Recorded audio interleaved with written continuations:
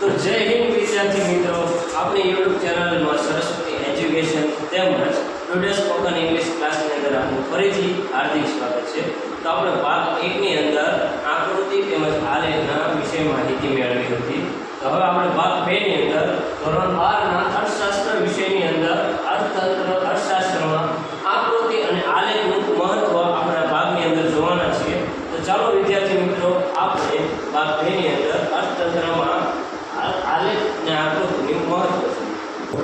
તો વિદ્યાર્થી મિત્રો, કે અર્થશાસ્ત્રમાં આકૃતિ અને આલેખનું મહત્વ શું છે કે આપણે જોઈએ કે કોઈ પણ વસ્તુ હોય, કોઈ પણ કાર્ય હોય, તેની અંદર કોઈ પણ વસ્તુનું મહત્વ હોય।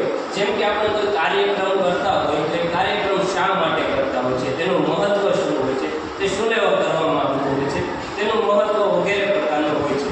તેથી આપણે જોઈએ કે અર્થતંત્ર એટલે કે આપણા અર્થશાસ્ત્ર વિષયની અંદર કે આકૃતિ તેમજ આલેખનું મહત્વ શું છે તેના વિશે આપણે જાણીએ કે આકૃતિ અને આલેખ જે આપણને અર્થતંત્રની અંદર અઘરો અને અટપટો લાગતો અર્થશાસ્ત્રનો અભ્યાસ કરીએ છીએ, જે આપણે આંકડાઓ તેમજ માહિતી અઘરી અને અટપટી લાગતી હોય, તેને સમજવામાં જે બહુ અઘરી લાગતી હોય, તેને આપણે આકૃતિના અભ્યાસ દ્વારા સરળ બને છે તેમજ આલેખ દ્વારા વધુ સ્પષ્ટ થાય। આકૃતિથી આપણે કોઈ પણ વસ્તુની માહિતી આપણને સરળ રીતે સમજાઈ શકે છે।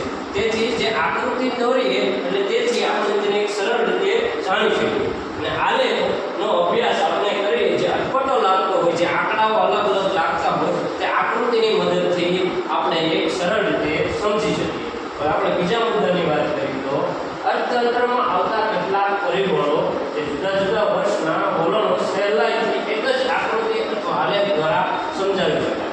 જેમ કે કોઈ વર્ષ છે તેની અંદર અલગ અલગ પ્રકારની પ્રવૃત્તિ થતી હોય છે। જેમ કે કોઈ એક વર્ષની અંદર કોઈ ગામની સંખ્યા વધારો થયો હોય કે ઘટાડો થયો હોય, તેમાં અંદર વસ્તીની સંખ્યાની અંદર વધારો થયો હોય કે ઘટાડો થયો હોય, તેમના ગ્રામ પંચાયતની અંદર વધારો થયો હોય, ઘટાડો થયો હોય, તેમની અંદર તેમને મળતા અનાજની અંદર વધારો ઘટાડો થયો હોય, કોઈ એક વર્ષ એટલે વર્ષની અંદર આવતા અલગ અલગ સુધારા વધારાની આપણે આકૃતિ અને આલેખ દ્વારા સરળ રીતે સમજાવી શકીએ છીએ। તો આગળના મુદ્દાની વાત કરીએ તો કે અર્થતંત્રના વિવિધ ક્ષેત્રોમાં થતા ફેરફારો પણ સહેલાઈથી સમજી શકાય। કે અર્થતંત્રની અંદર આવતા વેપારોમાં તેજી તેમજ મંદી, જેમ કે વિવિધ પ્રકારના આપણે જોઈએ ને કે કોઈ પણ ધંધાની અંદર તેજી આવે કે મંદી આવે, કોઈ પણ કારણોસર ધંધામાં તેજી આવતી હોય કે મંદી આવતી હોય, તે આપણે આકૃતિ અને આલેખ દોરીને કોઈ પણ ક્ષેત્રની અંદરના કોઈ પણ, જેમ કે આપણે જોઈએ કે કાપડ ઉદ્યોગની અંદર 2001 ની અંદર જોઈએ કે વધારો થયો કે એમના ધંધામાં વધારો થયો કે ઘટાડો થયો,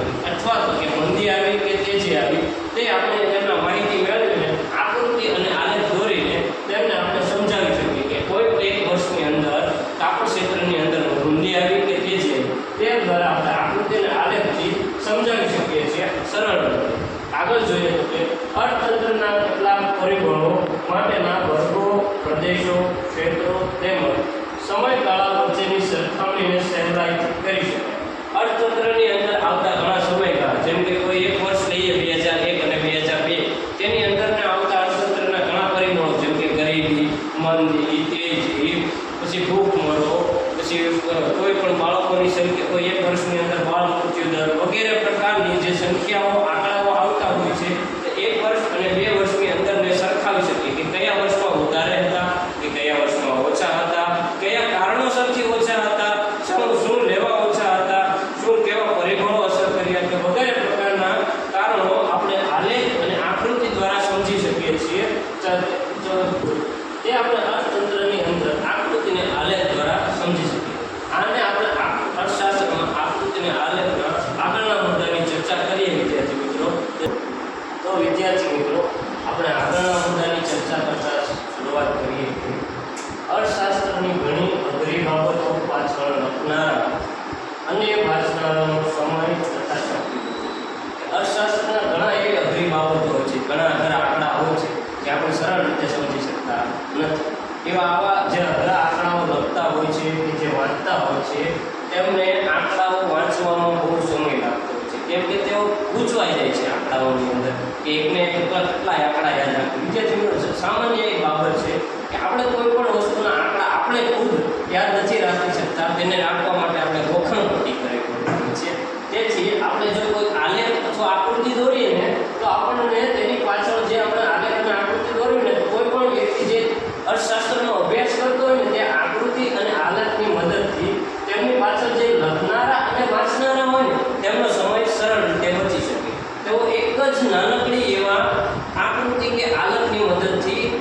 વર્ષની કે કોઈ પણ વસ્તુની એક સરળ રીતે સમજી શકીએ. જેમ કે આપણે એક આખો પૃથ્વીનો મેપ છે.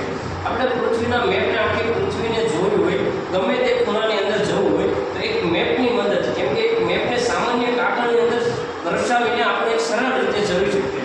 તેવી રીતે અર્થશાસ્ત્રની અંદર આપણે કોઈ પણ વસ્તુની માહિતી જે અઘરી લાગતી હોય, અટપટી લાગતી હોય ને, અને આકૃતિ અને આલેખની દ્વારા એમાં આપણે એને વાંચનારા અને જે લખનારા હોય ને તેની સમય તેમજ શક્તિનો આપણે બચત કરી શકીએ છીએ. તેમજ આગળની વાત કરીએ તો અર્થશાસ્ત્રના અઘરા સિદ્ધાંતો એટલે અર્થશાસ્ત્રના કયા સિદ્ધાંતો કે માંગનો સિદ્ધાંત, પુરવઠાનો સિદ્ધાંત, વ્યાપાર ચક્રનો સિદ્ધાંત, તેમજ આપણે જોઈ ગયા કે માંગ અને પુરવઠાનો સિદ્ધાંત, તેમજ વ્યાજના દરનો સિદ્ધાંત વગેરે પ્રકારના સિદ્ધાંતો આવે છે જે આપણે આગળના અભ્યાસમાં ભણવાના છીએ. તેવા વગેરે જે પ્રકારના અઘરા સિદ્ધાંતો હોય છે તેને આકૃતિ અને આલેખની મદદથી સરળ રીતે સમજી શકીએ. કે જાણીએ કે આપણે માંગનો સિદ્ધાંત, માંગ અને પુરવઠાનો સિદ્ધાંત જોઈશું કે સરળ રીતે આપણે ભણી ગયા ધોરણ 11 ની અંદર કે જો કોઈ વસ્તુની માંગ વધે તો તેનો પુરવઠો પણ વધવાનો. હવે જોઈએ આકૃતિની મદદથી જોઈએ કે કોઈ એક વસ્તુ છે, જે વસ્તુની અહીંયા આપણે વસ્તુ લખીએ અને અહીંયા તેની આપણી કિંમત લખીએ. શું લખીએ? કિંમત. કે ધારો કે કોઈ વસ્તુની કિંમત 5 રૂપિયા છે તો અને તે વસ્તુનો એકમ 10 છે. હવે તે વસ્તુની કિંમત આપણે 1 રૂપિયો વધારી દઈએ તો 6 થઈ જાય. તેનો માંગ પણ કેવી થઈ જવાની? ઘટી જવાની. એટલે માંગ થઈ જવાની 9. એટલે આપણે તેની એક આકૃતિ દોરીએ, એક આમ આકૃતિ દોરીએ છીએ કે જે વસ્તુની કિંમત વધે કે ઘટે તો તેની વસ્તુની માંગના એકમો વધવાના કે ઘટવાના. આ સિદ્ધાંતને આપણે સરળ રીતે એક આકૃતિ અથવા આલેખની દ્વારા સમજી શકીએ છીએ. તો આપણે જાણીએ છીએ કે અર્થશાસ્ત્રની અંદર આકૃતિ અને આલેખનું શું મહત્વ રહ્યું છે. ફરીવાર એક જોઈએ કે આકૃતિ અને આલેખનું મહત્વ અર્થતંત્રની અંદર આપણે જોઈએ કે અઘરા અને અટપટા લાગતા જે વિષયો હોય તેને સરળ રીતે સમજી શકીએ છીએ.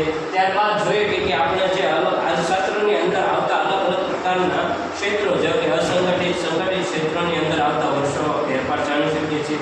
અર્થતંત્રની અંદર આવતી તેજી અને મંદી વગેરે પ્રકારના જે પ્રકારો છે તે આપણે અર્થશાસ્ત્રની અંદર આપણે આલેખ અને આકૃતિ દ્વારા સમજી શકીએ છીએ. તેમજ જે અર્થશાસ્ત્રની અંદર ઉચ્ચ અભ્યાસ કરતા હોય છે, જેઓ અર્થશાસ્ત્ર આકૃતિ અને આલેખનો સરળ રીતે જે સમય બગાડતા હોય છે તેમનો સમય બચી શકે અને તેમને વાંચવાની શક્તિમાં પણ વધારો થાય. તેમજ જોઈએ કે અર્થશાસ્ત્રના ઘણા બધા અલગ એવા સિદ્ધાંતો છે તેને આપણે સરળ રીતે આકૃતિ અને આલેખની મદદથી સમજી શકીએ. તો વિદ્યાર્થી મિત્રો, આપણે આ ભાગની અંદર જોયું કે અર્થશાસ્ત્રમાં આકૃતિ અને આલેખનું મહત્વ શું છે. તો આગળ જોઈએ કે વિદ્યાર્થી મિત્રો, હવે આપણે આગળના મુદ્દાની ચર્ચા કરીએ. તો હવે આપણે આ મુદ્દાની અંદર ચર્ચા કરવાના છીએ આકૃતિ અને આલેખ દોરતી વખતે ધ્યાનમાં રાખવા જેવી બાબત.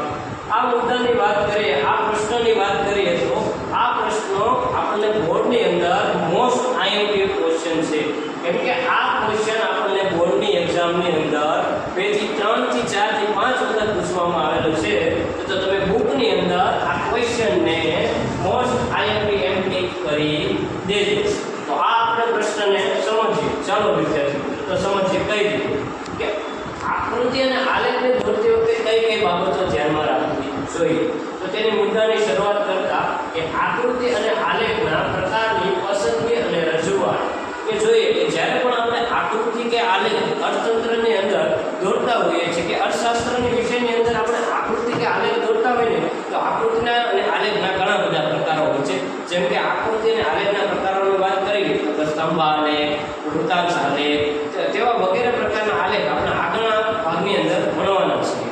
તો આ વગેરે પ્રકારની આપણે જ્યારે આકૃતિ કે આલેખ કોઈ પણ માહિતીની દોરવાની હોય ત્યારે સૌપ્રથમ આપણે આકૃતિ અને આલેખના પ્રકારો હોય છે તેમની પસંદગી કરવાની હોય છે કે આપણે આ ઘણા બધા આલેખમાંથી કઈ માહિતી મુજબ કયો આલેખ હોવો જોઈએ, કે કઈ માહિતીમાં સ્તંભ આલેખ હોવો જોઈએ, કેમાં વૃત્તાંશ આલેખ હોવો જોઈએ, તેવી આપણને શરૂઆત તેની પસંદગી કરવી જોઈએ અને તેની રજૂઆત કઈ રીતે કરવી તેની માહિતી હોવી જોઈએ. આગળની વાત કરીએ તો સ્પષ્ટતા, એટલે કે જ્યારે આપણે આકૃતિ અને આલેખ દોરીએ છીએ તો આ આલેખ કયા પ્રકારનો છે, તેમાં કેવા પ્રકારની માહિતી આપવામાં આવી છે, તેમજ તે માહિતીને આપણે કઈ રીતે દર્શાવી તેની ચોક્કસ સ્પષ્ટતા હોવી જોઈએ.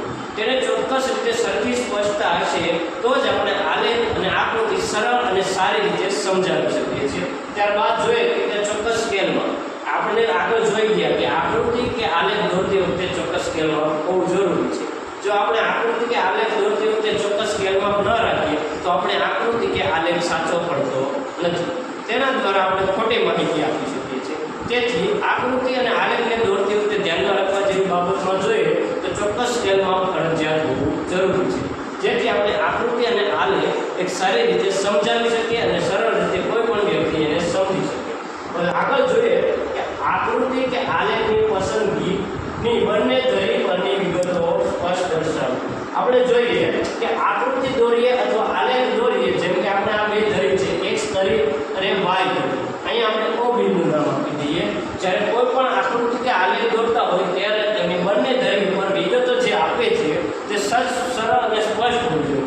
જેમ કે આપણે અહીંયા કોઈ વસ્તુનો એકમ લઈએ, x ધરી ઉપર આપણે કોઈ વસ્તુનો એકમ લઈએ અને y ધરી ઉપર કોઈ વસ્તુની કિંમત લઈએ. શું લઈએ? કિંમત લઈએ. હવે આપણે આ જે કિંમત જે આપણે આકૃતિ કે આલેખ દોરીએ છીએ ત્યારે તેને દોરતી વખતે કોઈ પણ વસ્તુ એકમ હોય તો તેને આપણે x ધરીની અંદર જ દર્શાવવાના હોય છે, તેમજ કિંમત હોય તો તે y ધરીમાં જ દર્શાવવાની હોય છે. તેમજ આપણે તેની સ્પષ્ટ હોવું જોઈએ કે કિંમત કયા ધરી ઉપર છે અને એકમ કયા ધરી ઉપર છે. તેથી આપણે જ્યારે આકૃતિને આલેખ દોરતી વખતે એ બાબત ખાસ ધ્યાનમાં રાખવાની કે આપણે એકમ કઈ ધરી ઉપર દર્શાવવા અને કિંમત કઈ ધરી ઉપર દર્શાવવા, તેની આપણે એક ચોક્કસ સ્પષ્ટતા હોવી જોઈએ. આગળ જોઈએ કે આંકડાકીય માહિતીનો સ્ત્રોત. કે વિદ્યાર્થી મિત્રો, તમે જ્યારે કોઈ પણ વસ્તુ કે આ માહિતીની એક આલેખ કે આકૃતિ દોરતા હોય ને તો તમે તે માહિતી ક્યાંથી લીધી, કયા સ્ત્રોતમાંથી લીધી. જેમ કે આપણે કોઈ વર્ષની અંદર આપણા દેશની અંદર નાણાંની જથ્થો જોવો છે, નાણાં કપડામાં નાણાંના જથ્થામાં વધારો થયો કે ઘટાડો, તો આ બધી બાબત આપણને એક આરબીઆઈની વેબસાઇટ છે www.rbi.org વેબસાઇટ છે. તે વેબસાઇટની અંદર આપણને નાણાંનો જથ્થો મળી જાય છે. હવે નાણાંના જથ્થાના આંકડા મળે છે તો આપણે એ ક્યાંથી લીધા તેનો આપણે આલેખ દોરીએ છીએ કે આ 2001 કોઈ એક વર્ષની અંદર આટલા નાણાંના જથ્થામાં વધારો થયો કે ઘટાડો થયો. આ માહિતી આપણે ક્યાંથી લીધી, તેની એક ચોક્કસ માહિતી હોવી જોઈએ. જ્યારે આપણે આકૃતિ અને આલેખ દોરતા હોય છે ને ત્યારે સંદર્ભ સૂચિમાં આપણે તેનો સ્ત્રોત લખવો પડતો હોય છે, જેથી આપણે એ આકૃતિ કે આલેખ એક સ્પષ્ટ રીતે કોઈ પણ વ્યક્તિને જ્યારે જોવી હોય, સમજવી હોય તો તે વેબસાઇટ ઉપરથી પણ તે મળે. એટલે જ્યારે પણ આપણે આકૃતિ અને આલેખ દોરતા હોય છે ત્યારે સંદર્ભમાં જે આપણે માહિતી લીધી હોય છે, જ્યાંથી તેનો આપણે લેતા હોય છે, તેનો સ્ત્રોત કરતા હોય છે, તે દર્શાવવી ખૂબ જ જરૂરી છે. તો જે આકૃતિ સાચી કે આલેખ એ સાચો પડી શકે છે. આગળ જોઈએ કે જ્યારે આંકડાકીય માહિતી ગણવાની રીત એ દર્શાવે. જ્યારે આપણે આકૃતિ કે આલેખ દોરતા હોય છે ત્યારે તેની ગણતરી કરતા હોય છે. તેની ગણતરીની અંદર આપણે સૂચકાંકની ગણતરી કરતા હોય છે, તેમજ આંકડાશાસ્ત્રના ઘણા બધા સૂત્રોની ગણતરી કરતા હોય છે, વગેરે પ્રકારના સૂત્રો અને ગણતરી કરતા હોય છે. આંકડાકીય માહિતીની ગણતરી કરતા હોય છે. આંકડાકીય માહિતી પણ આપણે યોગ્ય રીતે દર્શાવવી જોઈએ, જેથી વ્યક્તિ તે માહિતી દ્વારા સરળ રીતે સમજી શકે છે. તો આપણે વિદ્યાર્થી મિત્રો આ વિડીયોની અંદર જોયું કે આકૃતિને આલેખ દોરતી વખતે ધ્યાનમાં કેવી બાબત રાખવી જોઈએ. તો ફરીવાર એક રિવિઝન કરીએ કે આકૃતિ અને આલેખના પ્રકારની પસંદગી અને રજૂઆત, ત્યારબાદ સ્પષ્ટતા, ચોક્કસ સ્કેલમાં આકૃતિ કે આલેખની બંને ધરી પર વિગતો સ્પષ્ટ દર્શાવવી, ત્યારબાદ છે આંકડાકીય માહિતીનો સ્ત્રોત, ત્યાર પછી આંકડાકીય માહિતી ગણવાની રીત દર્શાવવી. આ તમામ પ્રકારની બાબતો આપણે કોઈ આકૃતિ કે આલેખ દોરતા હોઈએ છીએ ત્યારે ધ્યાનમાં રાખવાની હોય છે, જેથી આપણે આકૃતિ અને આલેખ એક સારો અને સ્વચ્છ અને એક સમજાઈ શકે તેવો દોરતા હોય છે. તેથી વિદ્યાર્થી મિત્રો આ પોઈન્ટને આપણે આઈએમપી ટીક કરીશું, કેમ કે આ પોઈન્ટ આપણે બોર્ડની પરીક્ષાની અંદર ખૂબ જ અગત્યનો છે, જે વારંવાર બોર્ડની પરીક્ષાની અંદર પૂછાતો હોય છે. તો વિદ્યાર્થી મિત્રો, તમને જો આ વિડીયો ગમ્યો હોય તો લાઈક કરજો.